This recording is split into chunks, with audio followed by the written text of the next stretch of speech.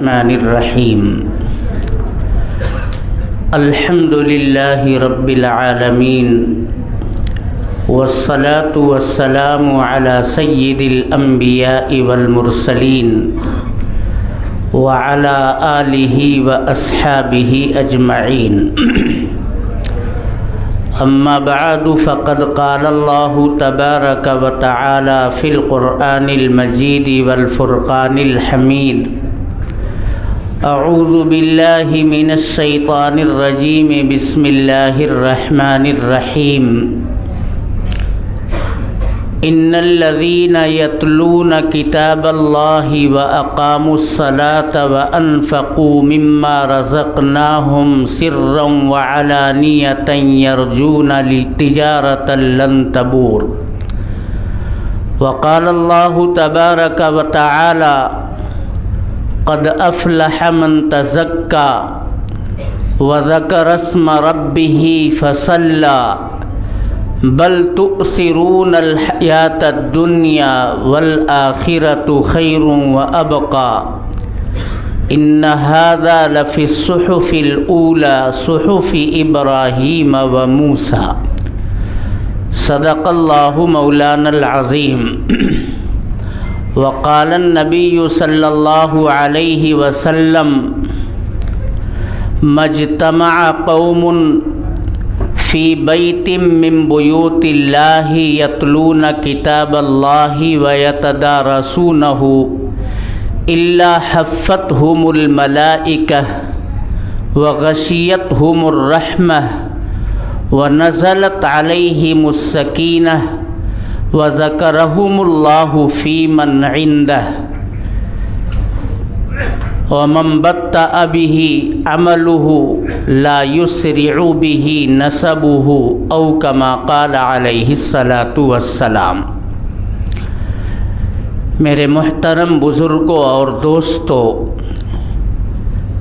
یہ سب سے پہلے ہم سب کو اپنے پروردگار کی بارگاہ میں شکریہ ادا کرنا چاہیے، اس کے فضل اور اس کے احسانات کا ہمارے اوپر کتنا بڑا کرم ہے کہ اس نے ہم سب کو اس دنیا کے اندر ایمان کی دولت سے نوازا ہے۔ یہ ایمان ہی کا کرشمہ ہے کہ آج ہم اور آپ ماہ رمضان کی بابرکت ساعتوں سے اکتساب فیض کر رہے ہیں، نماز پڑھ رہے ہیں، تلاوت کر رہے ہیں، ذکر اور فکر کی مجلسیں منعقد کر رہے ہیں، تراویح کی نماز کا اہتمام کر رہے ہیں، تلاوت کا اہتمام کر رہے ہیں۔ اگر ایمان نہ ہوتا تو دیکھو بے ایمانوں کو کہاں یہ سب مقدر اور میسر ہے۔ یہ اللہ کا فضل نہیں ہے تو کیا ہے کہ اس نے ہمیں دیو مالائی کہانیوں میں الجھ کر کے، افسانوں میں الجھ کر کے وحدانیت سے روگردانی کے راستے پر ہم کو نہیں ڈالا، بلکہ اس نے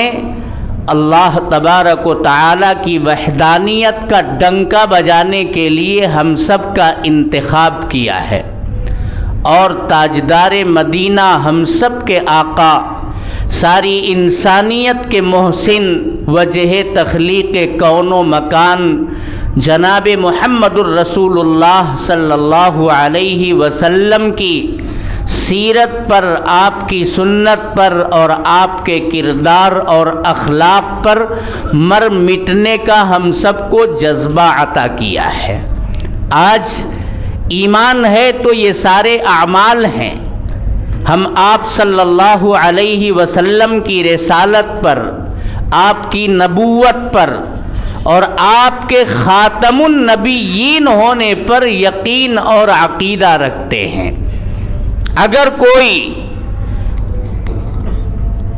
آپ صلی اللہ علیہ وسلم کی नबूवत और रिसालत का तो यकीन रखता है, लेकिन आपके ख़ातमुन नबिय्यीन होने का अक़ीदा उसके दिल के अंदर नहीं है, तो मेरे मुहतरम बुज़ुर्गों और दोस्तों, वो भी ईमान से खारिज हो जाएगा। आजकल फितने ज़ोरों के ऊपर हैं, बहुत सारे मेहदी पैदा हो रहे हैं और जनाब मुहम्मदुर रसूलुल्लाह सल्लल्लाहु अलैहि वसल्लम के ख़ातमियत को चैलेंज करने वाले लोग भी पैदा हो रहे हैं, जबकि अल्लाह तबारक व तआला ने नस्से सरीह के ज़रिए आप अलैहिस्सलातु वस्सलाम के ख़ातमुन नबिय्यीन होने का ऐलान कुरान करीम के अंदर कर दिया है। मा काना मुहम्मदुन अबा अहदिम मिर रिजालिकुम वलाकिन रसूलल्लाहि व ख़ातमन नबिय्यीन। आप अल्लाह के रसूल हैं और आप ख़ातमुन नबिय्यीन हैं। जितनी भी खैर की बातें, इंसानियत की भलाई की बातें हो सकती थीं, जनाब मुहम्मदुर रसूलुल्लाह सल्लल्लाहु अलैहि वसल्लम के अंदर अल्लाह तबारक व तआला ने बदरजे अतम भर करके इस दुनिया के अंदर मबऊस फरमाया था। अब इंसानियत की रहबरी और रहनुमाई का कोई भी मेरे मुहतरम बुजुर्गों और दोस्तों ऐसा रास्ता नहीं रह गया था जो मख्फी हो। सब जनाब मुहम्मदुर रसूलुल्लाह सल्लल्लाहु अलैहि वसल्लम ने आकर के खोल दिया। अल्लाह की मर्जियात को भी बता दिया कि इस रास्ते पर चलोगे अल्लाह इससे राज़ी होंगे, खुश होंगे, तुम्हारी आखिरत कामयाब हो जाएगी, संवर जाएगी। और ये बदी के रास्ते हैं, इन पगडंडियों के ऊपर कभी कदम मत रखना। ये खुराफात हैं, ये बिदआत हैं, ये रसूमात हैं, इनसे शरीयत का कोई लेना देना नहीं है। अगर इसके ऊपर चले जाओगे तो फिर तुम शैतानियत के शिकार हो जाओगे। जनाब मुहम्मदुर रसूलुल्लाह सल्लल्लाहु अलैहि वसल्लम ने बिल्कुल वाज़ेह अंदाज में अपने किरदार के ज़रिए, अपनी सीरत के ज़रिए, अपने अक़वाल के ज़रिए सब कुछ मेरे दोस्तों इंसानियत की कामयाबी के लिए बता दिया। जो कुछ भी अल्लाह की तरफ से आपको हुक्म होता था, जो वही होती थी, बेकमो कास्त जनाब मुहम्मदुर रसूलुल्लाह सल्लल्लाहु अलैहि वसल्लम ने इंसानियत के सामने पेश कर दिया। अल्लाह ने मुकल्लफ किया था, आपको मुखातब किया हुजूर को, या अय्युहर रसूल बल्लिग मा उन्ज़िला इलैका मिर रब्बिक व इल्लम तफ़अल फमा बल्लग़त रिसालतह। हमने आपको वास्ता बनाया है, आपको पैगाम्बर बनाया है। अपनी मर्जियात और नामर्जियात वाज़ेह करने के लिए इंसानियत के बीच में आपको रसूल बना करके हमने मबऊस किया है।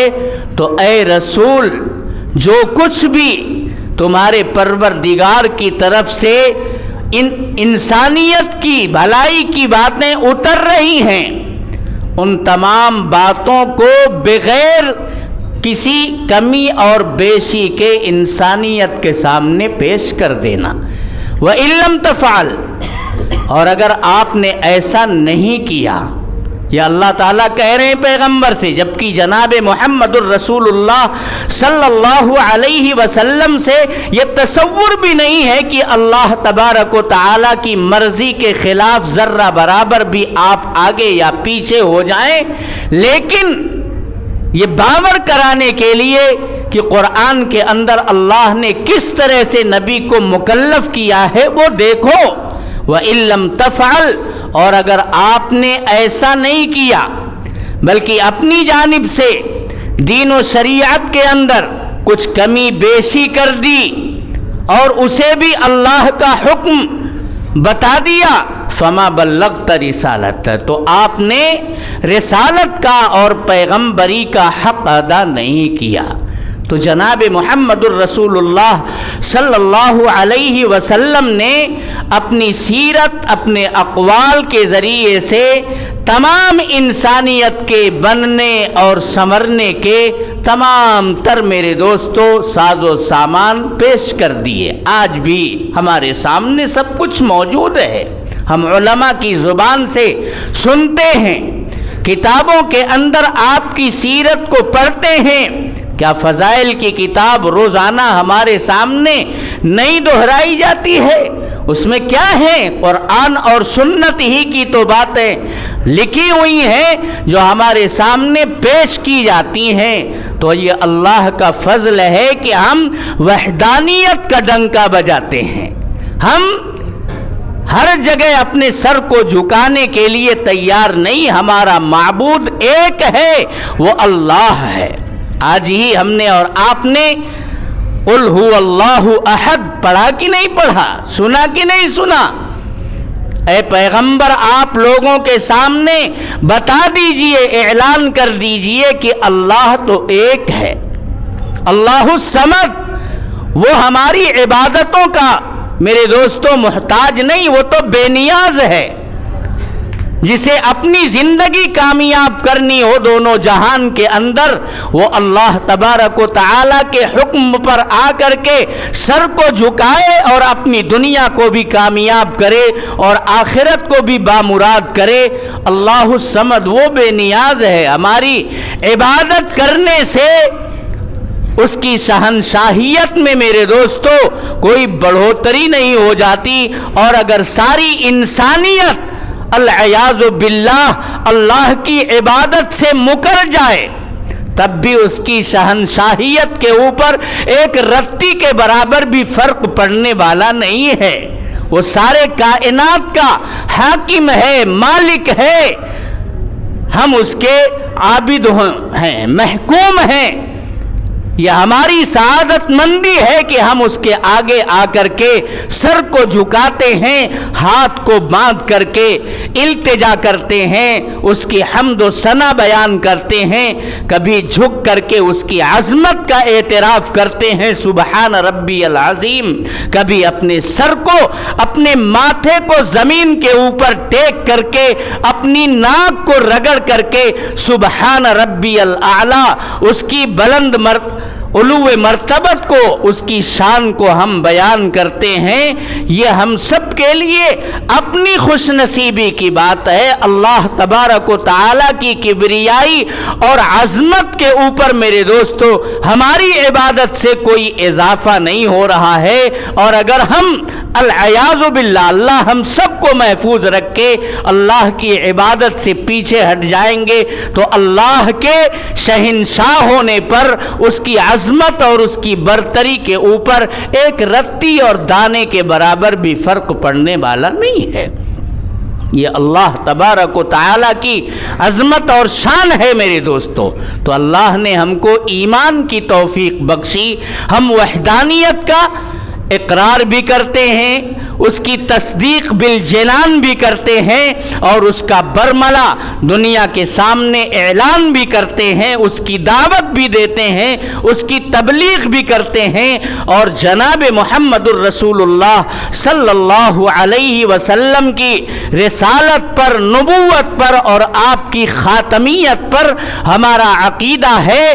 یہ اللہ کی بہت بڑی عطا ہے ہم سب کے لیے۔ نہ جانے اسی دنیا کے اندر رہنے اور بسنے والے کتنے انسان ہیں جو میرے محترم بزرگوں اور دوستوں حق اور حقیقت کی تلاش میں سرگرداں ہیں، لیکن اس کے باوجود بھی وہ کفر پر اڑے ہوئے ہیں، وہ شرک کے اندر مبتلا ہیں، وہ اپنے پروردگار کے ساتھ سرکشی کا، عصیان کا، نافرمانی کا معاملہ کر رہے ہیں۔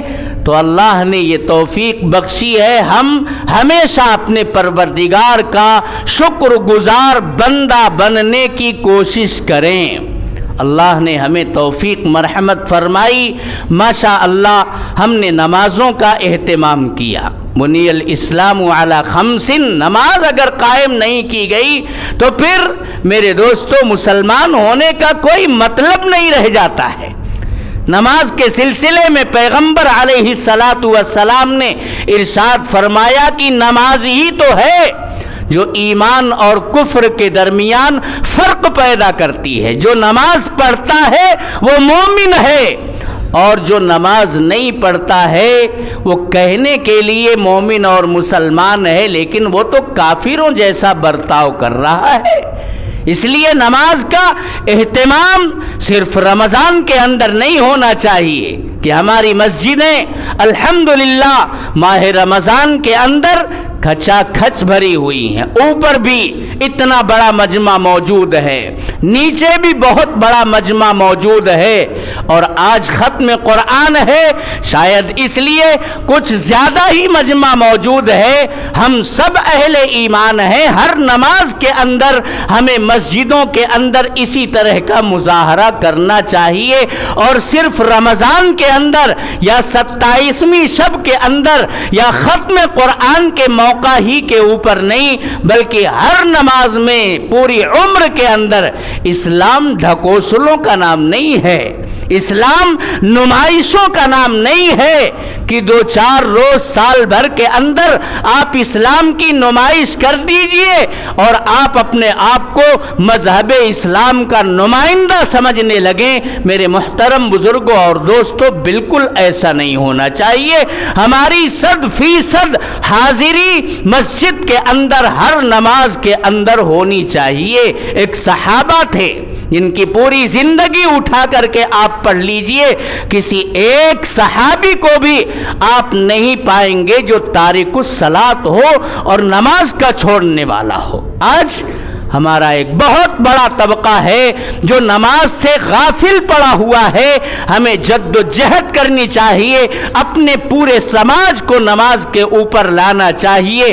ان الصلاۃ تنہی عن الفحشاء والمنکر، اگر نماز ہماری زندگیوں کے اندر کما حقہ داخل ہو گئی تو اندر اور باہر کے جو پاپ ہیں، جو رذائل ہیں، جو ہمارے غلط تصورات اور خیالات ہیں، یہ سب بدل جائیں گے، اور سب سے میرے دوستو خیر ہی خیر برپا ہونے لگے گا۔ ہمارا سماج ایک نکھرا ہوا سماج نظر آنے لگے گا، ہماری سوسائٹی دنیا کے لیے قابل رشک بن جائے گی۔ وہ زمانے میں معزز تھے مسلمان ہو کر، صحابہ کو جو عزت ملی وہ مذہب اسلام پر میرے دوستو مر مٹنے کی وجہ سے ملی۔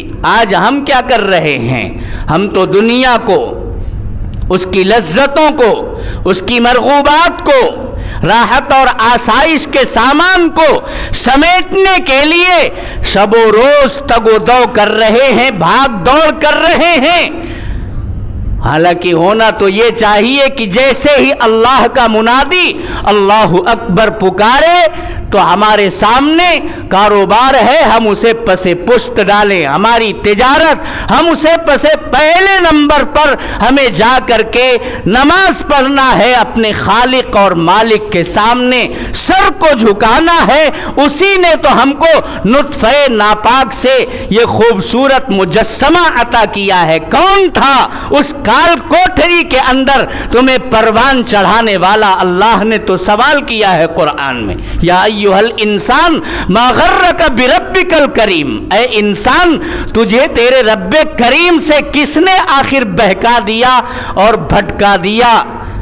الذی خلقک فسواک فعدلک فی ای صورت ما شاء رکبک، جس نے تیری تخلیق کا کاروبار چلایا، رحم مادر کے اندر وہ نطفہ ناپاک قرار پکڑتا ہے، اس نطفے کو میرے دوستو پروان چڑھانے کا اس کال کوٹری کے اندر کون کام کرتا ہے؟ یہ اللہ تبارک و تعالی کی ذات ہے جو رحم مادر کے اندر پروان چڑھاتی ہے، اور پھر ایک مدت کے بعد وہ خوبصورت شکل و صورت لے کر کے بچہ باہر آتا ہے، لیکن جب اسے توانائی مل جاتی ہے وہ کسی منصب اور اقتدار کا مالک ہو جاتا ہے، جب اس کی پنڈلی میں تھوڑا سا بل آ جاتا ہے تو پھر وہ اپنے پروردگار ہی کی نافرمانی کرنے لگتا ہے، نماز کو چھوڑتا۔ ہمارا نوجوان رمضان المبارک کے مہینے میں بھی اس کے تقدس کا خیال نہیں کرتا۔ پہلے تو لوگ چھپ چھپا کر کے اگر روزہ نہیں رکھتے تھے تو سگریٹ پینا، بیڑی پینا جس کی عادت تھی وہ چھپ کر کے پی لیا کرتے تھے، یا روزہ نہیں رکھتے تھے کھانا چھپ کر کے کھاتے تھے، چائے چھپ کر کے پیتے تھے۔ اب تو دھڑلے سے چوک چوراہوں کے اوپر، ہوٹلوں کے اندر آپ دیکھیے بے پردگی کے ساتھ، کوئی پردہ لگا ہوا نہیں ہے۔ ہمارا نوجوان میرے دوستو رمضان المبارک کی بابرکت ساعتوں سے محروم ہو رہا ہے۔ جناب محمد الرسول اللہ صلی اللہ علیہ وسلم نے ایک مرتبہ منبر پر تشریف فرما ہونے کے بعد 3 مرتبہ آمین کہا۔ جب آپ منبر سے اترے تو صحابہ نے پوچھا کہ ہم نے خلاف معمول آپ کو بلند آواز سے 3 مرتبہ آمین آمین آمین کہتے ہوئے سنا ہے، آخر کیا بات ہے؟ تو آپ صلی اللہ علیہ وسلم نے ارشاد فرمایا کہ حضرت جبریل اس وقت یہاں تشریف فرما ہوئے تھے اور انہوں نے 3 بددعائیں کی تھیں کہ محروم اور تباہ و برباد ہو جائے وہ شخص جو اپنے ماں باپ یا دونوں میں سے کسی ایک کو پائے اور ان کی خدمت کر کے وہ اپنی جنت نہ بنا سکے۔ محروم ہو جائے وہ شخص جس کے سامنے میرا نام لیا جائے اور وہ میرے نام پر درود پاک نہ پڑھے۔ جب بھی آپ کا نام آئے کم از کم صلی اللہ علیہ وسلم پڑھنا چاہیے میرے دوستو۔ اور آپ نے ارشاد فرمایا کہ حضرت جبریل نے جو تیسری بات ارشاد فرمائی کہ محروم ہو جائے وہ شخص جس نے رمضان المبارک جیسا بابرکت مہینہ پایا اور اس مہینے میں اپنی عبادت کر کے اپنی مغفرت کا وہ سامان نہیں کر سکا، اس سے بڑی محرومی کیا ہو سکتی ہے؟ تو ماہ رمضان تو آیا ہے رحمت بن کر کے، اولہ رحمت وَأَوْسَطُهُ مَغْفِرَةٌ وَآخِرُهُ عِتْقٌ مِّنَ النَّارِ۔ پہلا عشرہ رحمت کا بیت گیا، دوسرا عشرہ مغفرت کا گزر گیا، تیسرے عشرے کے لیے بھی ہم دیکھتے رہ گئے اور 6 دن مکمل ہو گیا، 27ویں تراویح آج مکمل ہو گئی۔ اللہ سے ہم سب دعا کریں کہ اے اللہ گزرے ہوئے روز و شب میں رمضان المبارک کے اندر جو ہم سے کوتاہیاں ہوئی ہیں، اے اللہ ہماری کوتاہیوں کو معاف فرما، اور جو یہ مختصر سے ایام اور راتیں بچی ہوئی ہیں ان کی خوب خوب قدردانی کی توفیق مرحمت فرما۔ زیادہ سے زیادہ نوافل کا اہتمام ہو، ذکر و تلاوت کا اہتمام ہو۔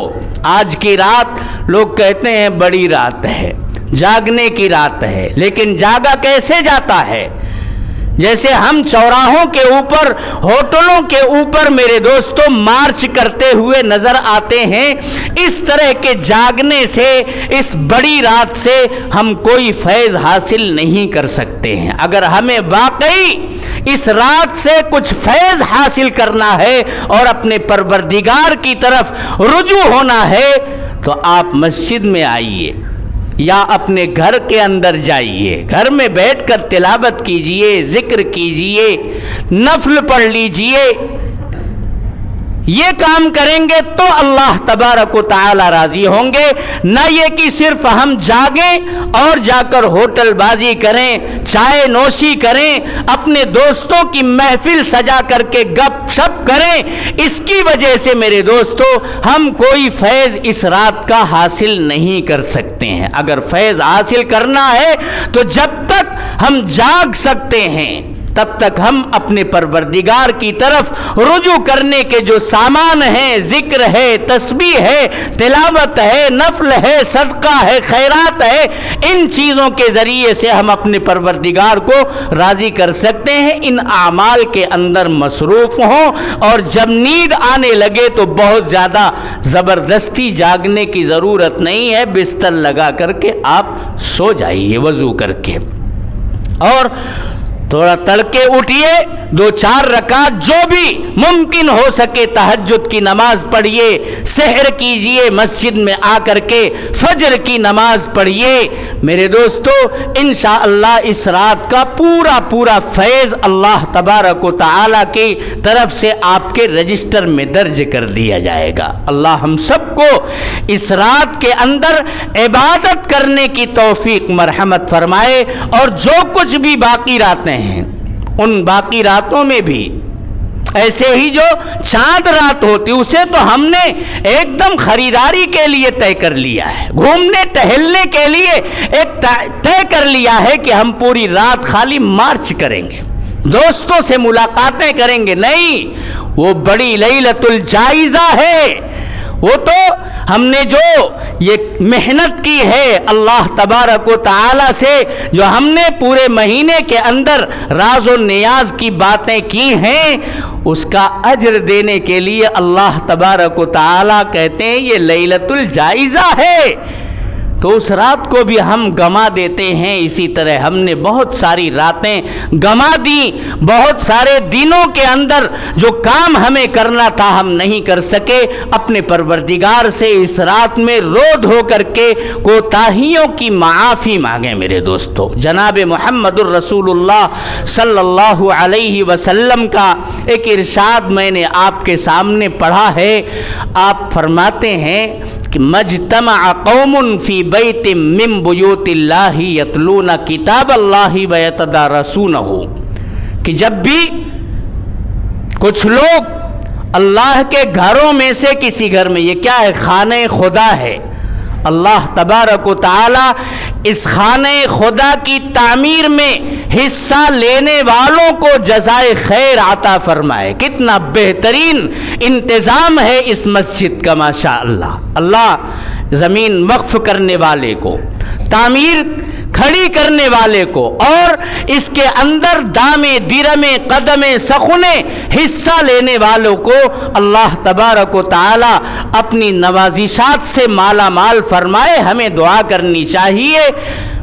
یہ خانہ خدا ہے۔ اللہ تعالیٰ کے پیغمبر فرما رہے ہیں کہ اللہ کے گھروں میں سے کسی گھر میں جب کچھ لوگ جمع ہو کر کے قرآن کریم کو پڑھتے ہیں، سیکھنے اور سکھانے کا کام کرتے ہیں، الحمدللہ مکتب کی تعلیم بھی ہوتی ہے، درس و تدریس کا انتظام بھی ہے، نمازوں کے اندر قرآن کی تلاوت ہو رہی ہے، 2 ماہر مجود قاریوں نے آپ کو ماشاء اللہ قرآن کریم سنایا ہے۔ ایک تو الجامعۃ الاسلامیہ سراج العلوم کے قاری صاحب ہیں، اور ایک ہمارے بزرگ مولانا مفتی فاروق احمد صاحب کے صاحبزادے ہیں۔ دونوں کی تلاوت سن کر کے ماشاء اللہ مسجد کے مصلی جھومتے رہتے ہیں۔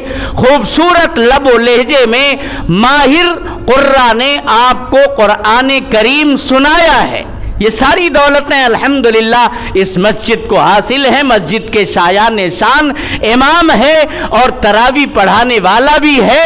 اللہ نے ان ساری چیزوں سے ہم سب کو مالا مال کیا، تو ہم نے قرآن کو پڑھا، قرآن کو سنا۔ بقیہ ایام میں بھی رمضان کے علاوہ یہاں درس و تدریس ہوتی ہے، مکتب کی تعلیم ہوتی ہے۔ حضور فرماتے ہیں جس جگہ بھی کچھ لوگ جمع ہو کر کے قرآن پڑھتے ہیں، اس کی تلاوت کرتے اور سنتے ہیں، پڑھتے اور پڑھاتے ہیں، اس جگہ کو اللہ تبارک و تعالی کے فرشتے آ کر کے گھیر لیتے ہیں۔ الا حفتہم الملائکہ وغشیتہم الرحمہ، اللہ کی رحمت ان کو ڈھانپ لیتی ہے، سائبان بن کر کے ان کے سروں کے اوپر تن جاتی ہے۔ وَنَزَلَتْ عَلَيْهِمُ السَّكِينَةُ، اور اس جگہ کے اوپر سکینہ نازل ہوتا ہے، ایک عجیب طمانینت اور دل کی کیفیت ہوتی ہے۔ میرے دوستو جب قرآن کریم پڑھنے پڑھانے کا معمول کسی جگہ کے اوپر قائم ہوتا ہے تو الحمدللہ اللہ کی رحمتوں میں ہم ڈھکے ہوئے ہیں۔ اللہ کے فرشتوں نے اس مجمع کو گھیر کر کے رکھا ہے، ایک نورانیت اور سکینہ کا ماحول بنا ہوا ہے۔ وَذَكَرَهُمُ اللَّهُ فِي مَنْ عِنْدَهُ، اور اللہ تبارک و تعالی بڑے ناز کے ساتھ فرشتوں کے بیچ میں ہمارا تذکرہ فرماتے ہیں کہ دیکھیے ہم نے آزمائش کے لیے دنیا کے اندر انسانوں کو بھیجا تھا جس کے اوپر فرشتوں نے اپنا اعتراض جتایا تھا۔ اللہ تعالیٰ نے جب ان کے سامنے یہ بات رکھی وَإِذْ قَالَ رَبُّكَ لِلْمَلَائِكَةِ إِنِّي جَاعِلٌ فِي الْأَرْضِ خَلِيفَةً، اے فرشتوں سنو، میں روئے زمین کے اوپر اپنے نائبین پیدا کرنے کا ارادہ رکھتا ہوں۔ تو کیا کہا فرشتوں نے؟ انی جاعل فی الارض قالوا اتجعل فیہا من یفسد فیہا ویسفک الدماء، اے پروردگار کیا آپ پھر سے ایسے لوگوں کو دنیا کے اوپر برپا کرنے جا رہے ہیں جو روئے زمین پر جا کر کے فساد مچائیں گے، ایک دوسرے سے اتنی لڑائی کریں گے کہ خونریزیاں ہوں گی۔ ہم دیکھ رہے ہیں نا، اخبارات میں چل رہا ہے، امت مسلمہ کے دو طبقے آپس میں ٹکراتے ہیں اور ایک دوسرے کے خون کے پیاسے بن جاتے ہیں۔ وَنَحْنُ نُسَبِّحُ بِحَمْدِكَ وَنُقَدِّسُ لَكَ، اے پروردگار ہم تو تیری تسبیح اور تقدیس جیسا جب بھی تو نے حکم دیا بجا لانے کے لیے ہمیشہ تیار اور آمادہ رہتے ہیں۔ اللہ نے کہا کہ آپ اپنی بات رکھ چکے، نحن نسبح بحمدک ونقدس لک، قال انی اعلم ما لا تعلمون، اے فرشتوں سنو، جو میں جانتا ہوں وہ تم نہیں جانتے ہو۔ تو ہماری باتیں اس آزمائش گاہ کے اندر ہم نے دنیا کی چکا چوند کو نظر انداز کیا اور اپنے پروردگار کے سامنے سجدہ ریز ہونے کے لیے ہم نے خانہ خدا اور مسجد کا رخ کیا، تو اللہ تبارک و تعالی ان فرشتوں کے بیچ میں میرے دوستو ہمارا تذکرہ فرما رہے ہیں۔ یہ کتنی فضیلت کی بات ہے۔ وہ شہنشاہ، وہ عظمت اور برتری کا مالک، ہمارا چھوٹوں کا بندوں کا تذکرہ فرشتوں میں مقدس مخلوق کے اندر اللہ تبارک و تعالی فرما رہا ہے۔ آخر میں آپ نے ارشاد فرمایا وَمَن بَطَّأَ بِهِ عَمَلُهُ لا یسرع به نسبه، سن لو کان کھول کر کے، اگر کسی نے عمل میں کوتاہی کی اور اللہ تبارک و تعالیٰ کے احکام پر اس نے چلنے کی کوشش نہیں کی تو پھر وہاں جا کر کے اپنے نسب اور حسب سے وہ کامیاب ہو جائے، بالکل یہ بات نہیں۔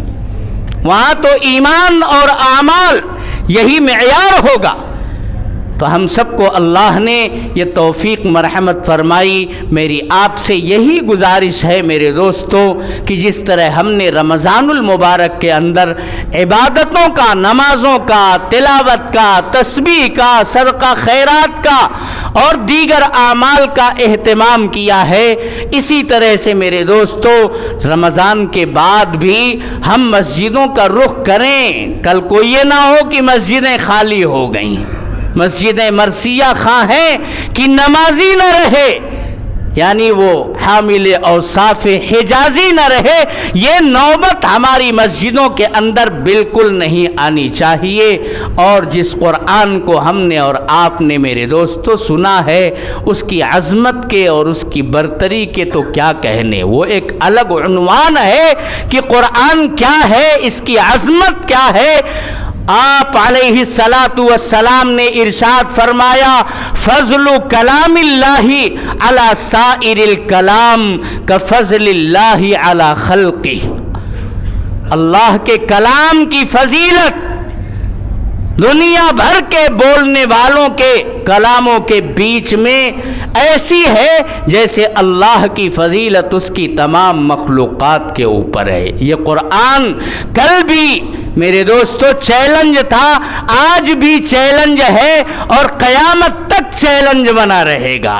اس کلام کا کوئی ثانی نہیں، اتنا معنی خیزی، اتنا موتیوں بھرا سمندر میرے دوستو آپ کو کہیں ملنے والا نہیں ہے۔ یہ قرآن ہم سے کہتا ہے قد افلح من تزکا، فلاح یاب ہو گیا وہ شخص جس نے اپنے دل کی صفائی کر لی. کفر سے، شرک سے اللہ نے ہم کو محفوظ کیا ہے، تو ہم گناہوں کی گندگیوں سے بھی اپنے دل اور دماغ کو صاف اور پاک رکھنے کی کوشش کریں. قد افلح من تزکا وذکر اسم ربہ، اور جس نے اللہ کا نام لیا، فصلی، اور جس نے نماز پڑھی.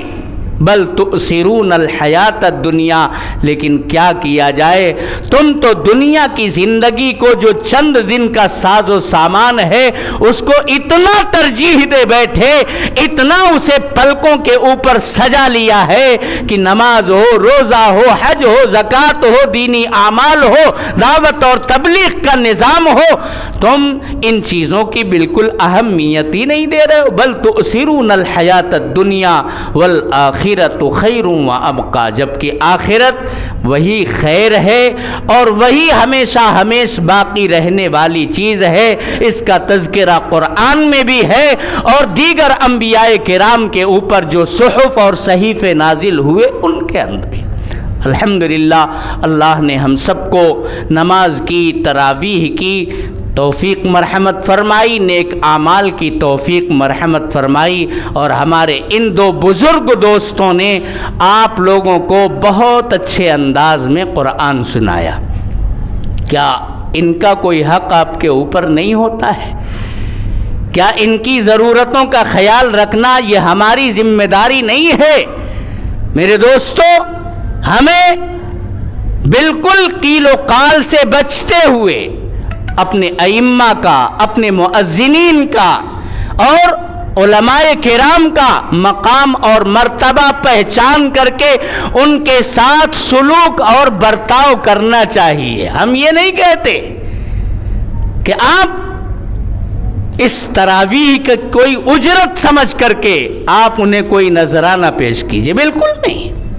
آپ اپنے طور پر جو بھی ممکن ہو سکے خوشی اور مسرت کا اظہار کرتے ہوئے، بغیر دل کے اوپر کوئی بار اور بوجھ ڈالے ہوئے، اور ان کی طرف سے کوئی میرے دوستو مطالبہ بھی نہیں ہونا چاہیے. اگر اس انداز میں آپ ان کو کچھ دیتے ہیں تو یقیناً میرے دوستو یہ نائبین رسول کے ساتھ آپ کا سلوک آپ کی دنیا کو بھی کامیاب اور بامراد کرے گا اور آپ کی آخرت کو بھی کامیاب کر دے گا. بالکل اجرت لینا تراویح کے عنوان پر یہ جائز نہیں ہے.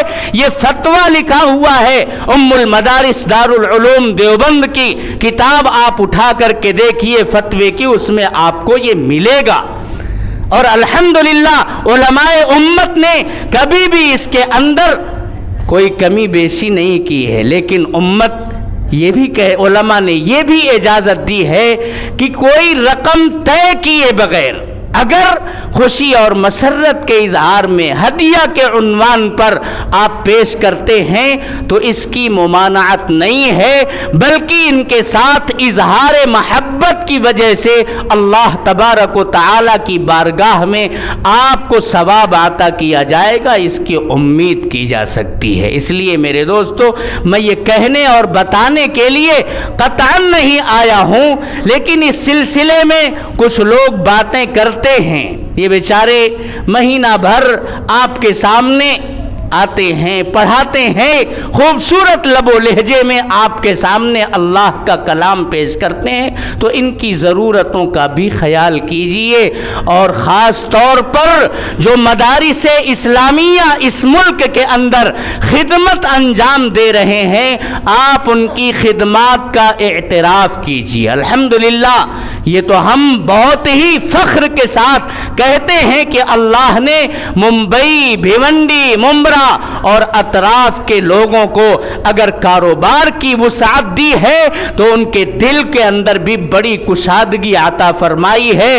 ملک کے چپے چپے سے، بنگال سے، یو پی سے، بہار سے، کہاں کہاں سے سفراء تشریف لاتے ہیں اور آپ سب کو اس قدر نوازتے ہیں کہ اگر یہ کہا جائے کہ مدارس اسلامیہ اور دینی تحریکوں اور تنظیموں کے بجٹ کا 60% بوجھ महाराष्ट्र और ख़ास तौर से मुंबई, भिवंडी और अतराफ़ के लोग संभालते हैं तो ये बिल्कुल गलत नहीं होगा। अल्लाह ने फराख दिली से अल्हम्दुलिल्लाह आपको नवाजा है। आप सुफरा का इकराम करते हैं, आप उलमा का एहतराम करते हैं, उन्हें अपने दस्तरखान पर जगह देते हैं, उन्हें चंदा देते हैं, जिससे मदारिस और मकातिब पूरी ताबिंदगी और दरख्शानी के साथ अपना फैज़ मुल्क के चप्पे चप्पे के अंदर जारी और सारी रखे हुए हैं। आप ही के पड़ोस का